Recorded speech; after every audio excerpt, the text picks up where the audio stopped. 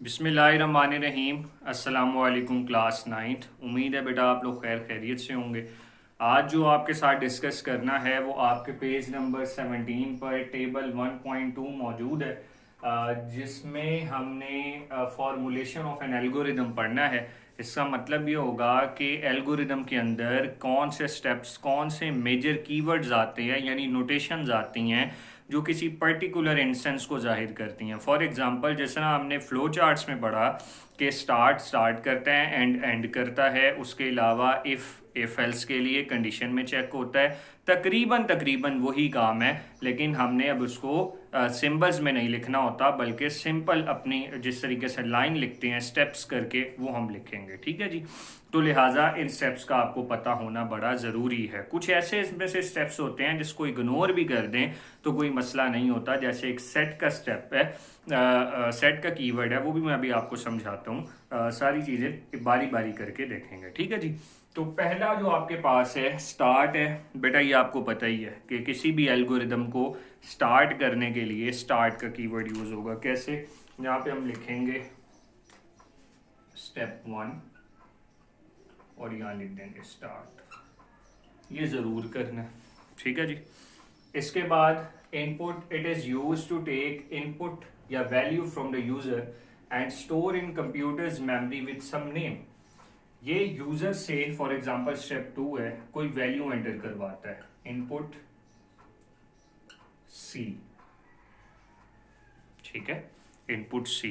तो सी जो है वो बेसिकली कहाँ पे चली जाएगी? सी जो है वो कोई भी यूजर जो वैल्यू एंटर करेगा वो सी के अंदर चली जाएगी। ठीक है। And store in computers memory with some name. तो जाहिर सी बात है कि इनपुट जो है वो यूजर से वैल्यू लेने के बाद कंप्यूटर की मेमोरी में, जैसे हम ऐसे कर सकते हैं इनपुट ए बी, और नीचे लिख सकते हैं, अभी नहीं लिख रहा वो बताता हूँ, C is equal to A plus B.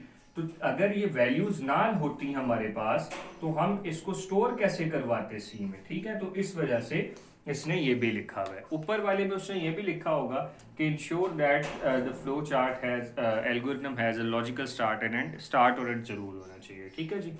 इसके बाद सेट है, ये ऑप्शनल है, बताता हूँ। It is use to give name to the data in computer memory. It is also update the value of existing data. ठीक है। फॉर एग्जाम्पल, जिस तरह अभी मैंने ऊपर बात की है कि मैंने C is equal to A plus B करना है, तो मैं ऐसे कर सकता हूँ, C is equal to A plus B. कोई इशू नहीं है, कोई गलती नहीं है इसमें, बिल्कुल ठीक है। लेकिन अगर आपने कीवर्ड का यूज करना है तो आप ऐसे भी कर सकते हैं, सेट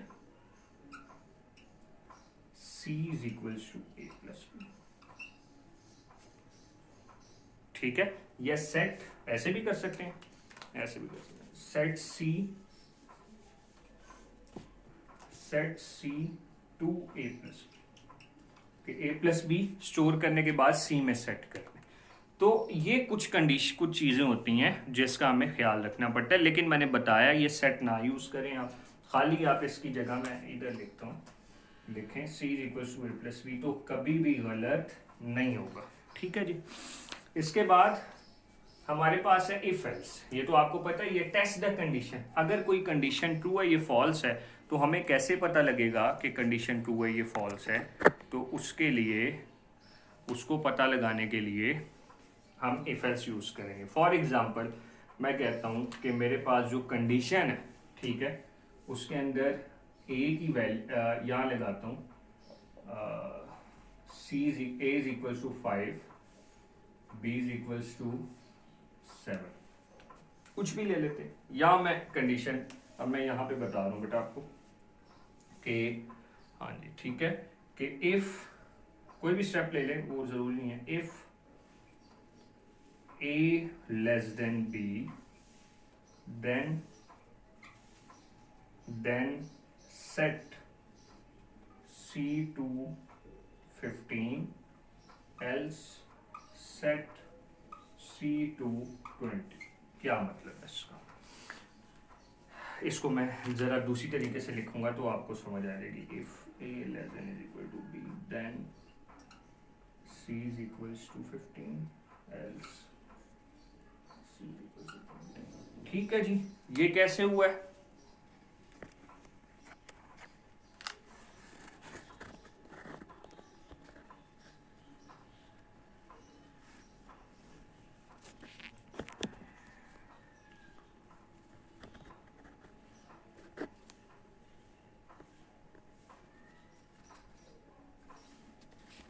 चले मैं इसको ऊपर लिख देता हूँ,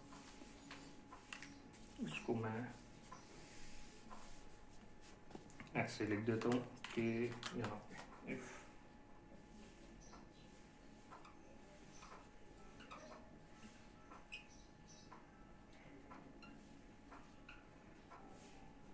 ये देखें बच्चों कि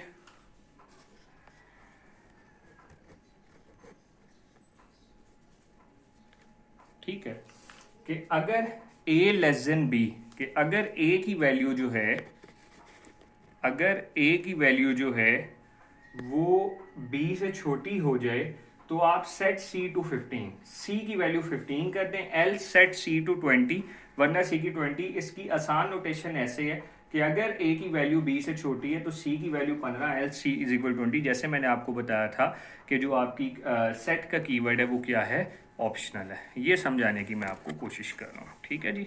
उम्मीद है बात आपको समझ आ गई होगी।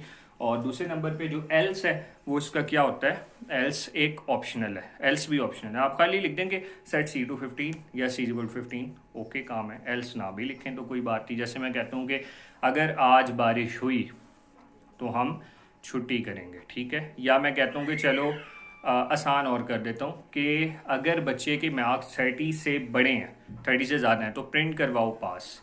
अब 30 से कम पे फेल नहीं प्रिंट होगा क्योंकि कहा ही नहीं। अगर कहते तो फिर 30 से कम पे फेल प्रिंट होगा, वरना 30 से कम पे प्रोग्राम ख़त्म हो जाएगा, पास लिखा नहीं आएगा। फेल चाहते हैं तो एल्स लगाना पड़ेगा, ठीक है जी। उम्मीद है बात समझ आ गई होगी।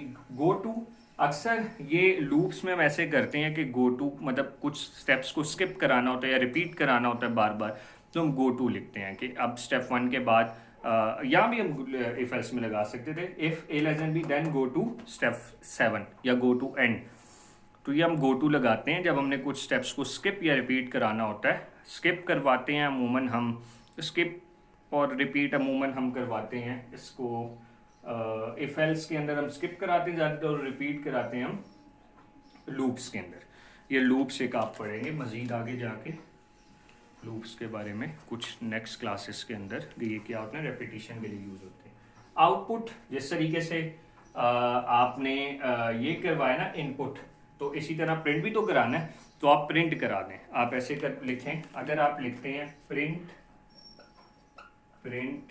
ए या आप लिखते हैं आउटपुट ए, दोनों का मतलब सेम है, ठीक है। उम्मीद है ये बात भी आपको समझ आ गई होगी। रिजल्ट को डिस्प्ले कराने के लिए stop, it is a termination और एंडिंग पॉइंट ऑफ एल्गोरिथम।